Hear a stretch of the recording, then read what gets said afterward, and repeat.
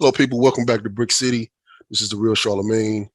Hey, don't forget to follow me on all platforms. I know it's been a little bit, but hey, I'm still around. So don't forget to follow me on Apple Podcasts, Google Podcasts, all of the above, iHeartRadio, Spotify. Yeah, definitely Spotify because my number's growing over there. So definitely hit me up over there. Um, and like I said, y'all just stay safe out there.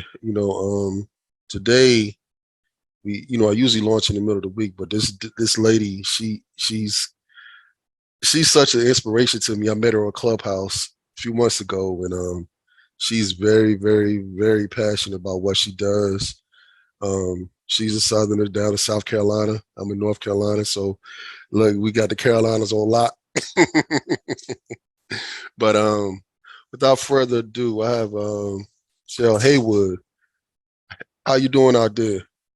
I'm good. It's good over here in South Carolina. We just waiting to see what the hurricane gonna do. It's the waiting game. Right. You look, same thing here. You know what I'm saying? I'm like, I saw the little map. I was like, oh, here we go again. Exactly. But without further ado, tell us a little bit about yourself and and tell us a little bit about your passion that I was just talking about. Absolutely. So, like you said, I'm in South Carolina. I'm a native of South Carolina. Grew up here, and interestingly, we're talking about hurricanes. And so, I have a civil engineering degree. And in 1989, a Category 5 hurricane hit the state of South Carolina. And I was 12 years old, and I wanted to know how to build better buildings so that people didn't lose their homes. My aunt and uncle lost their home. And I became a civil engineer trying to do that. And so while I was an engineer, I've worked in technology transfer, technical sales, but spent the bulk of my career in heavy construction. But I was the only Black woman I ever worked with in construction. And so I want to give this frame of mind.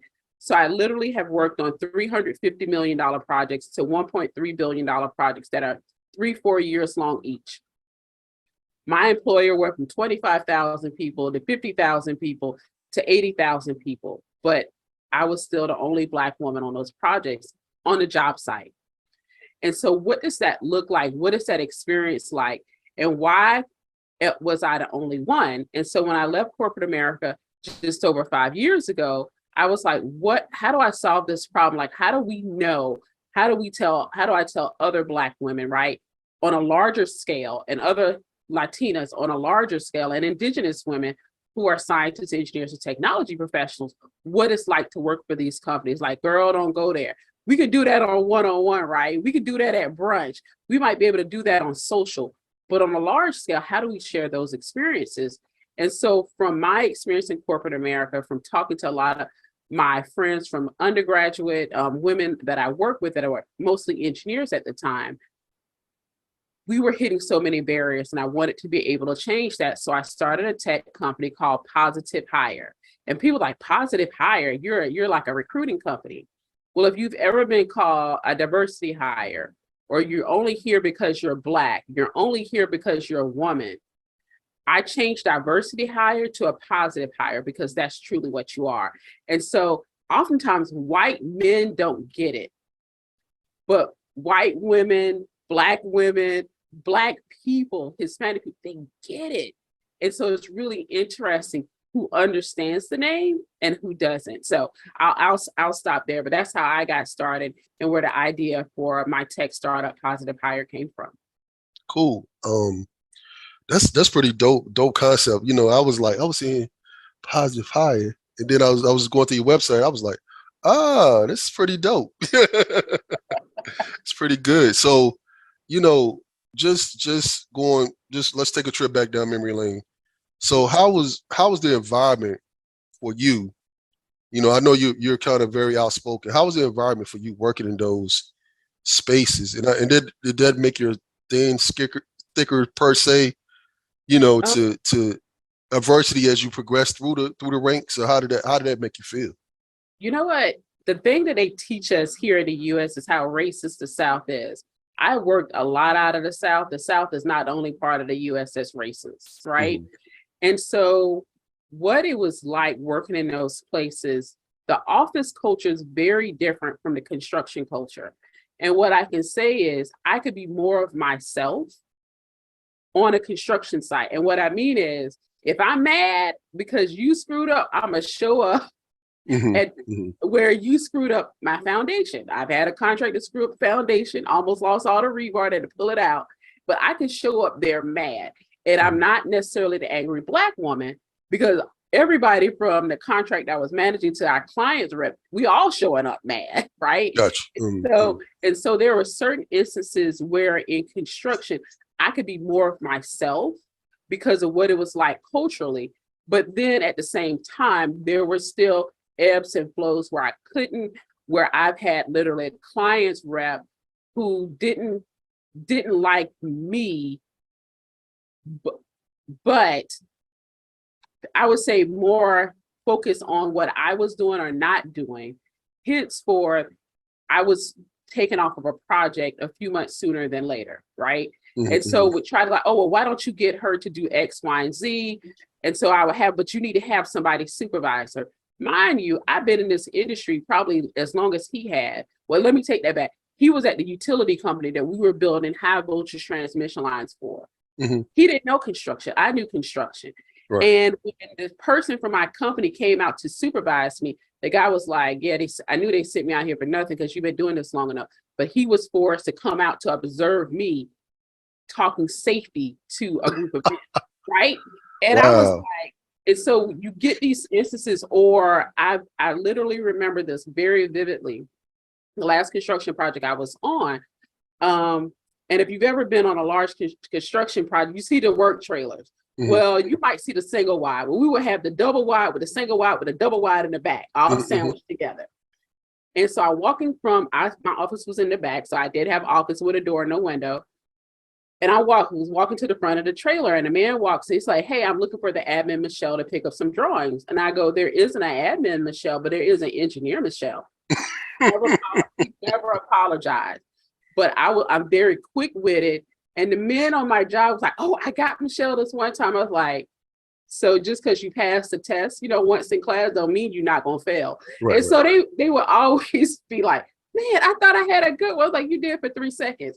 And so I could do things like that and was well perceived. But at the same time, when I was in the office in New Jersey, and I was at one of my teammates' cubicle, and he was like, Michele, you have to keep it down.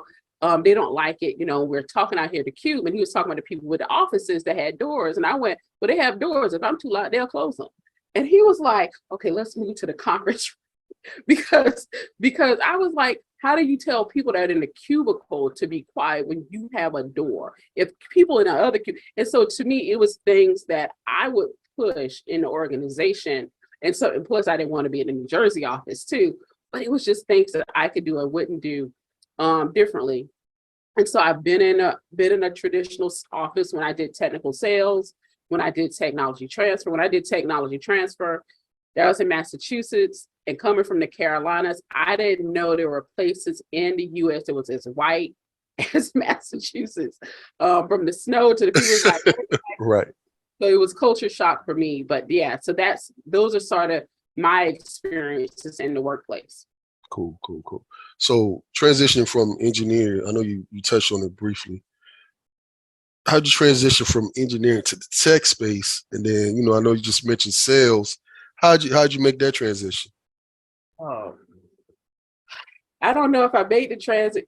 You're really just trying to figure things out. And so what was the biggest transition for me was really building community, meeting other founders, and going through an accelerator. So if you know Angela Benton, she ran the New Me Accelerator. So I did that accelerator in 2017. And so that gave me a network. It also gave me a framework to start working from to build my tech startup. Did I know what I was doing? Nobody knows what they're doing. Hello. Hold on one sec. Can you explain real quick what an accelerator is real quick for an individual that may not know? Oh, yeah. So I'm going to talk some language. So yeah, definitely. Right. Look, that's what I do. I slow you down. Yeah. But an accelerator helps you speed up the process of building your company. Like really figuring out what is your strategy for your marketing and sales. Who are you going to target for your sales? How how to really set up your brand, right? Mhm. And so people know who you are. So like in that accelerator, I came up with the name for Positivehire. Okay. Within that accelerator, I had the logo. I had some, I knew the size of the market I was targeting. I identified some of the competitors in the market at Mhm. that time. And so Okay. what an accelerator gets you to do is make some of these assumptions about your problem, about your market, about pricing, about a service or product you're going to sell, and go out and test it as quickly as possible and do iterations over and over and over again. And then guess what happens in all of this? The market shifts because a pandemic comes, there's a murder of George Floyd, and all of this work that you've done may or may not work for you, right? And so then you pivot. You always see people like, what does a pivot mean? Meaning you adjust to the needs of your market. You can still be solving the same problem, but you're solving it in a different way. You're like, how does that work? Well, if you have children, or maybe you remember being a child, at one point in time, you were irritated because your teeth were coming in. Then the next thing you know, your teeth are falling out. It's a different. And so you pivot. That's a good analogy. Yeah, Good you analogy. pivot from something soft to like, oh, where's some floss I can pull out that tooth so I get my dollar from the tooth fairy. I heard the tooth fairy has not heard about inflation because it should be about $5 now. Right, So right, right. that's what the accelerator does. It really helps prepare you to really test out your business concept ideas much quicker. Gotcha. So you did accelerators and then you push forward, and then, like you said, all these things happen. And so now that you're structured, who was your, like you said, I know who your focal point was. So what made that your focal point when you started your business? What made the women, the minority women, your focal point? So I'm a back up a little bit. So Positivehire, our mission is to connect Black, Latina, and Indigenous women who are experienced scientists, engineers, and technology professionals to management roles. And I add, and that became my core audience of who I was solving the problem for. They're not going to pay me necessarily, but they became the core audience because it's like, it's a pipeline problem. It's really a culture problem that pushes us out. And so when we look at women of color overall, about a third of us leave our engineering careers. And you're like, wow, that's a lot. It is, it's even worse than you think. When we look at the demographics, I'm just going to talk about women engineers. When we combine Black women, Hispanic women, and Native women together, we make up 3.9% of all engineers in the US. Wow. 3 point, and now if a third of us leave, how do you grow that? And so that's why it became core, because what happens was we had two fall off points. We had the 0 to 3 years, was early career, but we got to women that had about 12 years of experience, and they were leaving and to never come back. Like, oh, I'm gonna go ahead. No, like they're never coming back. And I was like, hold up. If we can keep the women that have the 10 years of experience and they aren't getting the promotions, the accolades, the notice, the training, the promotion, if we can keep them, then the women that are 0 to 3 years are more than likely to stay. The women in college are seeing the women from 3. It's a backwards effect. Yeah, it was a pipeline back. Exactly. But Gotcha. Nobody really talking about the women that are 10 plus years in, because if they do, guess what happens? Employers have to be held accountable for what happens to, well, we couldn't find anybody for the manager role. What she said, who? I don't see her. And so, you get what I'm saying? And so there have been organizations that have literally done studies. One is Women in Technology International. They did a study in the 90s. Right. They were created out of Silicon Valley. A mother and a son started this professional organization to help recruit women into tech roles. They did a study where organizations were complaining in the 90s that they could not find women for management roles. And they showed in their study, there were women that had been with these companies 10, 15, 20 years, had not been promoted, but you can't find them, but they're sitting in your organization. And so, and they called it the glass step. So we hear the glass ceiling. These women couldn't get a step into the next promotion. Right now it's called the missing rung. but it's pretty much how do women advance in Right. their careers, and it's missing rungs. Like the whole ladder is just split, and there are no rungs, but the bottom one for a lot of Black women, for Latinas and Indigenous women, especially in tech and engineering. Wow. So you said it was only 3%. Then 3.9. We 3.9. We almost at 4. Almost at 4. But then you said a third of those people. Yep. Wow. That's next to nothing if you look at the scheme of things. It's very small, I mean, but very powerful. Right. So what, without giving all your trade secrets away, what are some of the things that you've done to become visible to these organizations and say, hey, we here? What are you doing to say these people are experienced, they qualified, what? So, and then what are your responses? So that's a 2-part question. What are you doing? And then what are the responses that you get? I love this question. I play in spaces where these people who say they can't find the people who don't exist in a spot that a lot of people call boring, called LinkedIn. So what happens is I literally started doing pre-COVID, way back in 2017, right before the movie Hidden Figures dropped. I started doing a virtual summit called Women of Color in STEM Virtual Summit every February during National Engineers Week. Don't worry about it. I nerd a lot. And what I started doing was also creating graphics of Black women, Native women, Latinas who were in science, technology, and engineering, or STEM for short, and sharing them on social. And women saying thank you, and other people in the industry like, oh, wow, I didn't know this. I've even had recruiters show up for our webinars. So we do monthly webinars to help these women grow their soft skills because they're technically excellent. And so now I get HR people, human resources professionals, recruiters, hiring managers to attend my virtual events because the women show up there.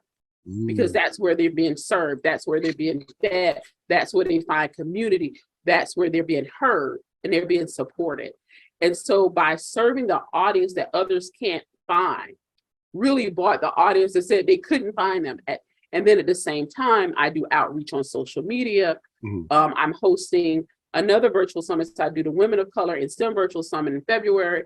And then I host a summit for employers in September. And then in between, I do all sorts of different virtual events for the women. Usually we do it on a Zoom that's private. And then for the employers, I will do a mix of private and live streams. So I'll do a LinkedIn Live about something, and then I'll do a small executive roundtable to discuss the issue employers are having in the workplace. And so those are generally, I focus mostly on one channel, which is LinkedIn. You'll see me over on Twitter and stuff like, we making it, just share it over there. But really focus on one channel. And we focus mostly on manufacturing companies. And people like, who wants to work in manufacturing? Well, we in the South. Right. That's what the F. Manufacturing is huge here, right? And in the state of South Carolina, we have over 4,000 manufacturers, from small mom and pops to Mercedes-Benz and BMW's there, right? BMW, Michelin. And... Yeah. BMW. We have Honda here. Yeah. Quads for Honda. I just want to clarify. We do the quads. Don't come with the car. You'll get your feelings hurt. But we have Goodyear here. We have Kimberly-Clark. We have Boeing down in Charleston. Right. And so we have a gamut of large employers, their suppliers, and then small mom and pops. And what we find is a lot of women now are going over to tech companies, right? So why? The pay is better, number one. I won't say the culture is better, but the pay is better. But in order for these older, more traditional companies like a General Electric or GE to do, they have to make changes in order to not only attract this talent, but retain that talent. And so we teach them how to utilize data, not just diversity recruitment, we do that, and also people analytics, which is really focused on analyzing their employee data, and then also utilizing our software pH balance to help them look at it in an intersectional lens. And what I mean by intersectionality, you identify as a Black man, I identify as a Black woman. if we work for the same employer, both of us are engineers, what does the data say about our careers within that organization? What does it say about our salaries? What does it say about our promotions and trainings? And so we help organizations really focus on understanding how the journeys can be very different for Black men, to Latinas, to Latino, to Black women, to white men, to white women. And then so parents, you're a parent, right? I'm not. Maybe my career looks better because I'm not a mother, but generally that doesn't work. It generally works when you're a father, you get paid more. So those are the things that we look at when it comes to data, which is why we're doing our virtual summit at end of this week on Thursday and Friday on September 29th and 30th, really talking about how to use data to retain and develop, because we don't get developed, underrepresented talent and underrepresented employees. And that's really something that's missing in the workplace. And so that's what we're talking about this year. How since you just popped it up, how can people participate in your summit? Sure, they can go to diversitydata.positivehire.co. We are not a .com. We are somebody else on that. We won't pay them. I won't pay them. But it's diversitydata.positivehire, and that's HIRE, not Red Man, Method Man hire. So .co. So .co. So that's where you can go to register for the summit. Okay. Now, is this strictly for women, or is men or employers? Who is this for? No, it is not for women. It's not for men. It's not for just employers. We get a lot of, again, a mix of people that's coming in. I have a brother out of the city of Pittsburgh who does workforce development for a government organization. And so he's speaking. So you can come out of the government, focus on workforce development, and what does that look like? And the things that he's really done, like $300 million in revenue within that region. He generated that, right? Wow. Getting 2,500 employers onto a job board, right? And so bringing in people in different aspects. I have a young sister coming out of the Bay. She works for Nordstrom's. She is a logistics manager in one of the warehouses.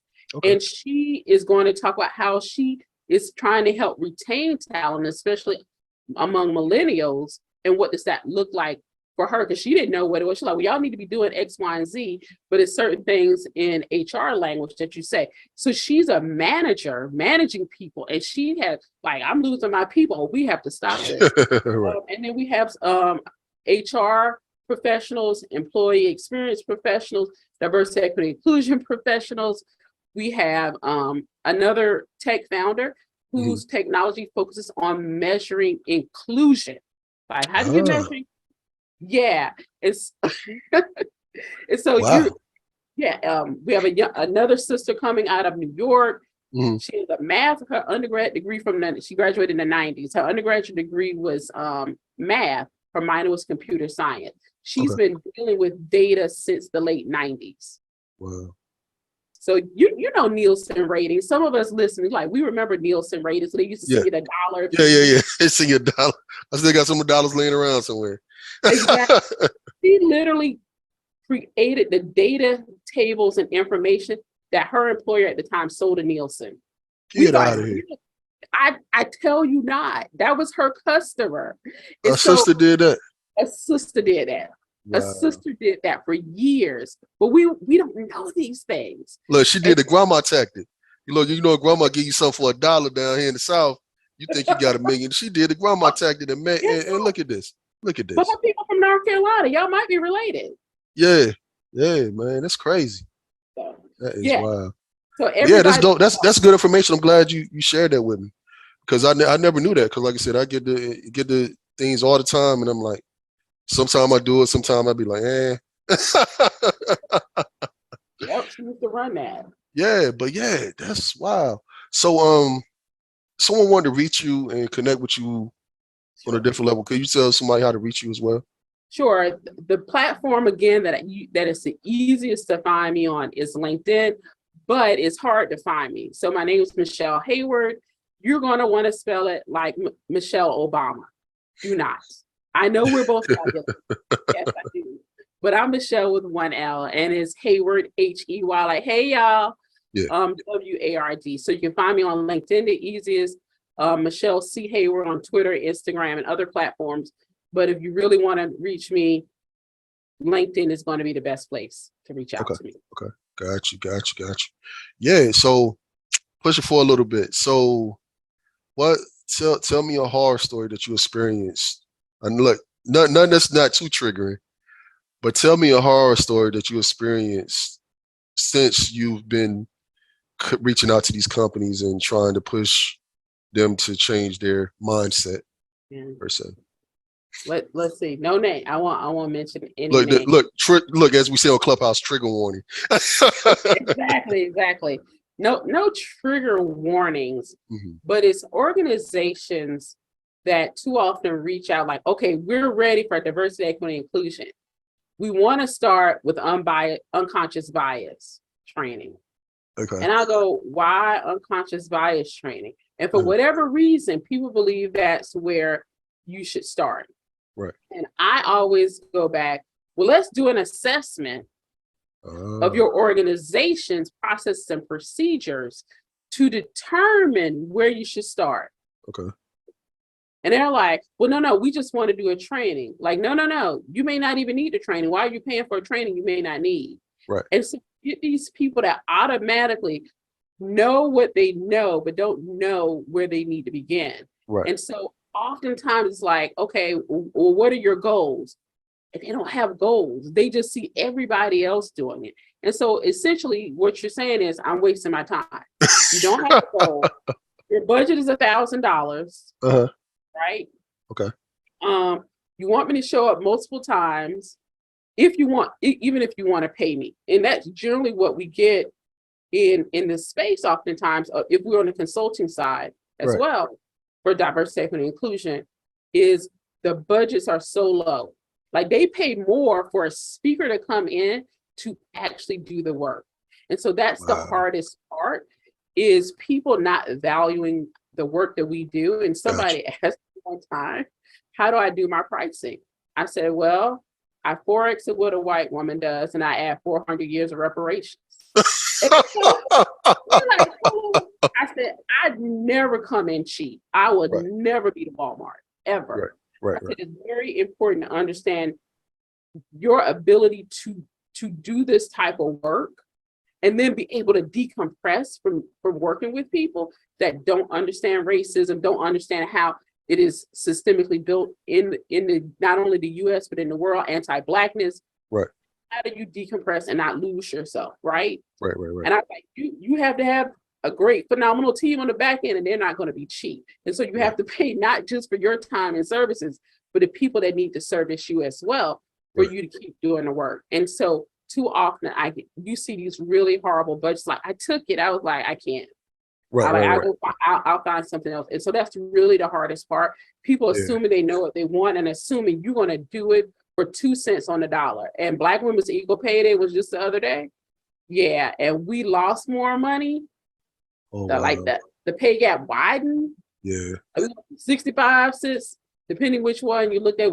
Last year was 63 cents and 65 cents. Now we about 58 cents. Yeah, we 53 to 58 cents, depending whose calculations. Like, I'm not lowering my prices. That's not what I do. We can negotiate some stuff, but so it's really. So they don't see the value in your company, or they just want to devalue your company? Which one do you think? They don't see the value in the work they're doing. So a lot of companies are doing it because it's the end thing to do, and they can't wait till the world gets back to normal. And because you have people that are at the leadership say, oh, HR handle it. It's not an HR issue. Right. And so one of the frameworks that I like to work with companies is the International Organization of Standardization's framework for diversity and inclusion. They released it actually just over a year ago. Okay. It doesn't focus just on HR. It doesn't focus just on supplier diversity. Okay. They go through all your process and procedures. They say who's accountable for this change in your organization. Oh. And it blows people's mind. It's like, oh, what do you mean accountability? We, so somebody's name needs to go there. Yeah, somebody's name needs to go, and their email address and their job title and the due date of what. Oh. Yeah, and people are shook because Gotcha. they push all the responsibility either on DNI, diversity and inclusion, or the chief diversity officer, or HR.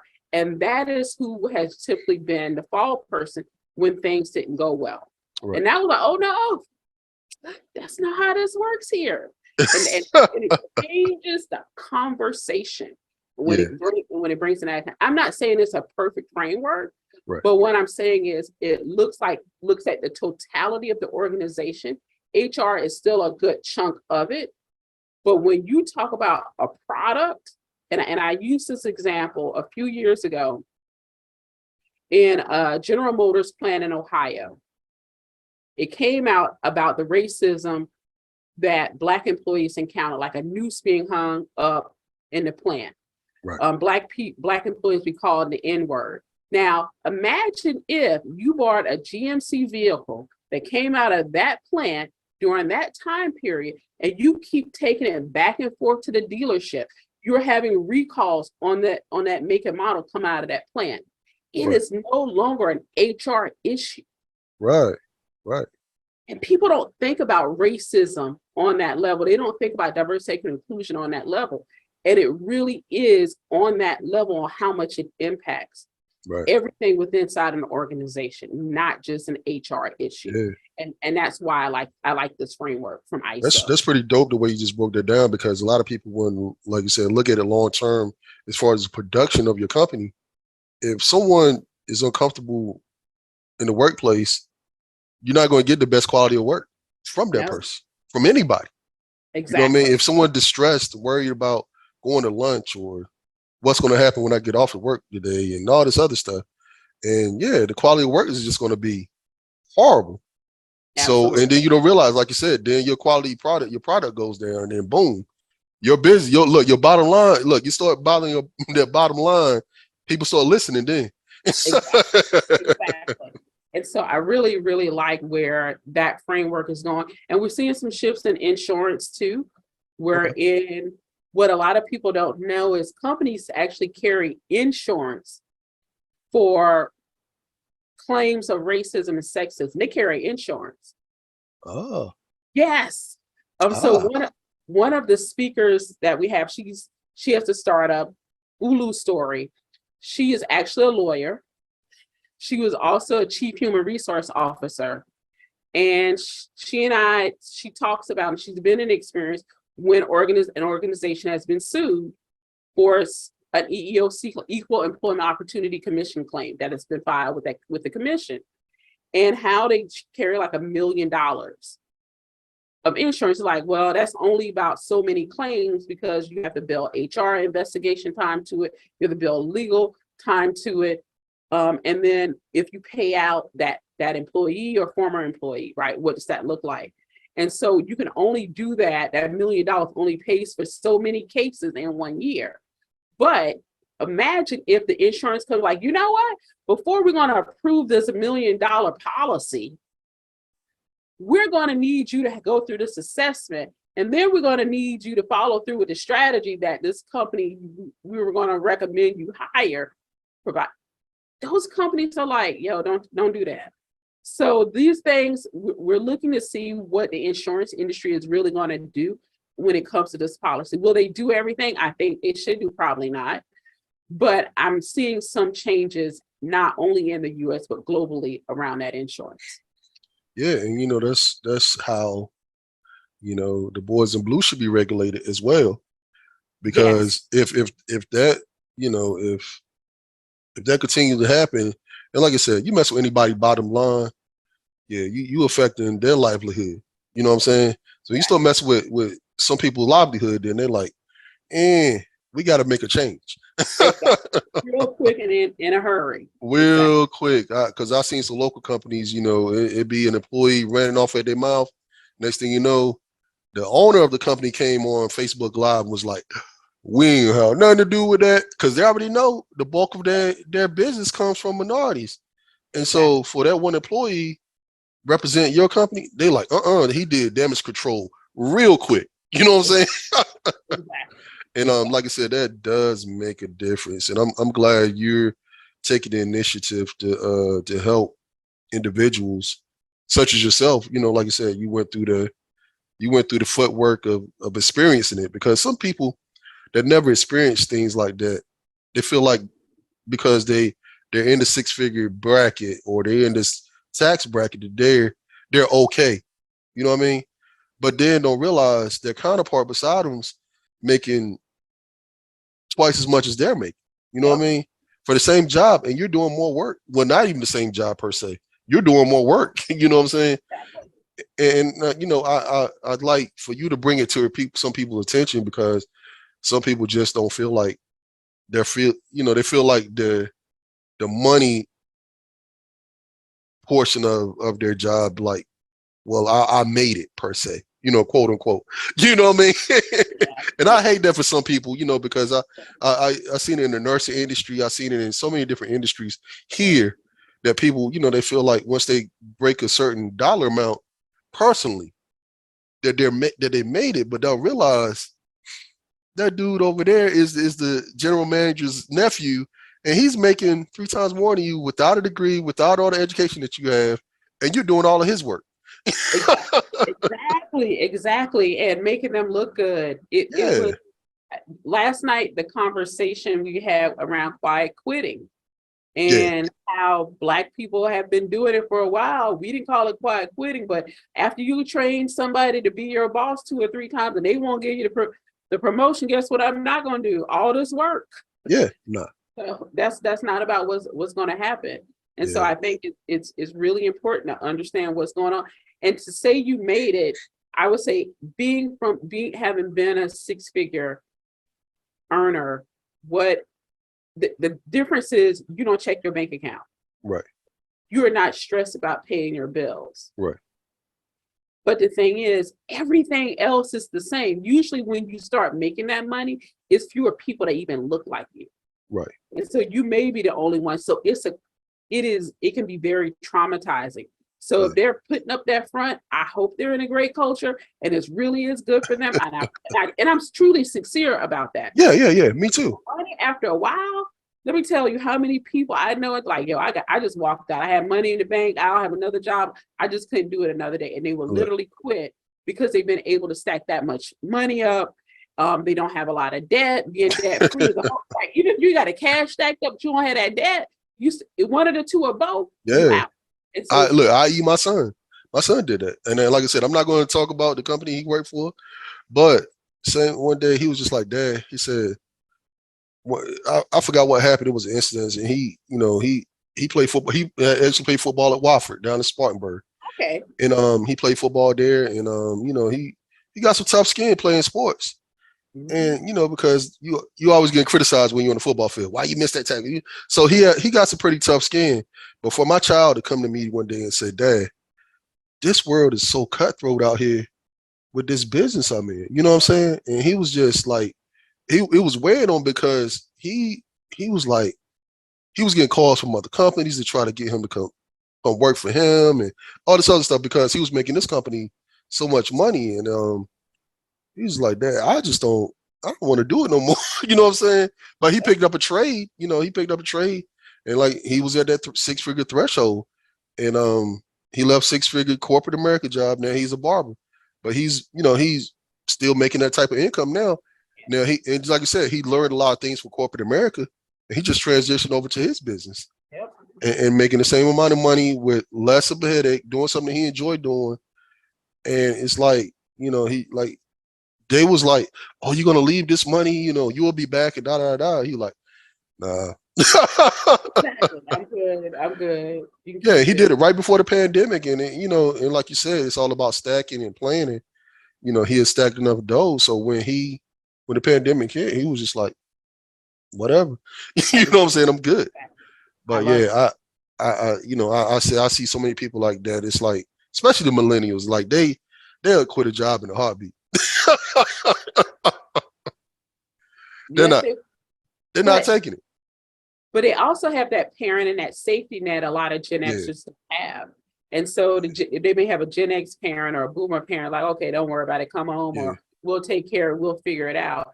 And so they are having, as we say, they're the Cosby Show kids. They have that different. Yeah. They got that backing. Yeah. Yeah, and that's something we didn't have. Gen Xers, especially, Right. we're close to it. I'm at the tail end. They like to call me a zillennial. I said, no, I'm a Gen Xer. Don't put them extra Right. letters. Right. But and so they have that, and I just say that because I have a nephew, and he knows he can come home anytime. Right. But he also knows his parents are cheap, so don't be extra. Don't be, when you borrow the car, better come back on full or whatever it was when you took it. Right. And so it's still values you instill in them, but you also instill in them not to be disrespected. Exactly. You don't have to stay here and suffer in silence. Exactly. And it is okay to quit. It's okay to leave. You're not quitting. You're walking away from trauma. And I think that is the biggest thing that has been instilled. They're like, well, these millennials, like, they didn't learn that on their own. They were taught not to do it, right? Right. And we give them a lot of that room and space because that's what we crave and we need, desire. And I think that's the other thing people miss when they talk about millennials. I can't believe it. Like, well, didn't you teach them X, Y? Like, well, right. Don't take that mess. Didn't tell? Yeah, and it shows up even as an adult, and parents forget that sometimes. But even in the workspace, I had a conversation with my father. My father worked for the government for almost 40 years, because he was city police in Washington D.C. They did the something, and then he ended up working. He became an engineer as well, civil engineer as well. Like I said, almost, I think it was 35 years. And, I had to break it down to him because in his last probably 10 years, high turnover, with these young guys coming in out of school and this and the other. He's like, but these guys, they don't want to work, I said, Dad, those employees of 20 plus years, unless you're probably in the military, that's going to be non-existent. I was like, because you walk out the door, like, I know people live in Charlotte, they do the carousel between the banks. They go to Wells, they go to Bank of America, and they're the Truist. They just do the carousel. They'll leave and come back with the same job just for increase of pay.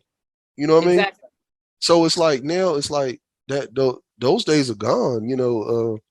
Like you said, unless you're in the military, I don't foresee anybody staying anywhere 20 plus years anymore. Not the same job, maybe in the same industry, but not the same job. Yep. Yeah, I don't foresee that happening. Yeah. But look, I know you got other things to do. I really appreciate you. But before I go, like me, because my show is building a rich, intelligent culture, keeping it simple. You got to drop a nugget to these individuals out here to help keep them motivated, keep them going. And I want to hear something from you, Miss Heyward, from South Carolina. Where it's at.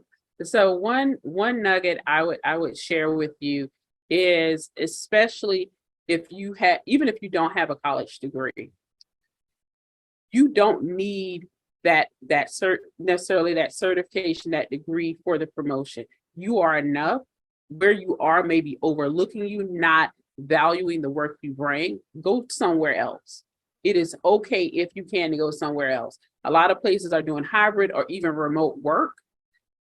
Take the chance, take the leap, and really go after a change for what you need for your mental health, your overall health and well-being, as well as your financial health for you and your family. So take that chance, take the leap, and go somewhere else. I highly, highly encourage you to do that. Ooh, I like that. Because a lot of people don't. They feel so, and like, it's unfortunate. It's fortunate, unfortunate, and we're so compassionate at times, and we're so loyal at times. And I hate to say it, like they treat us good. They feed us on Sunday. You know what I'm saying? That's like, and like I said, there are some good people out here. Generally, good employee, Yeah. good employers. Yeah. However, you still have to feed your family. You still have to take care of you and yours first and foremost. And if they're a good employer, they're going to understand that you have to move on if they can accommodate your salary for you to have a livable wage. You know, Absolutely. so the same way you loyal, they should be loyal to you, and that's the way I feel like. Say that again. It's loyal to you. I love that. Yeah. And we forget that, like, well, you should be thankful you have a job. Oh, Oh, really? you should be thankful for me. Yeah. Thankful I show up every day. How about let's see what happens when you all of a sudden don't show up. They will blow you. You don't need me, remember? You don't need me. Yo, and look, I'm gonna say this right here, and then I'm gonna let you get up out of here. So you remember they was talking about increasing the wages of the fast food employees. Yes.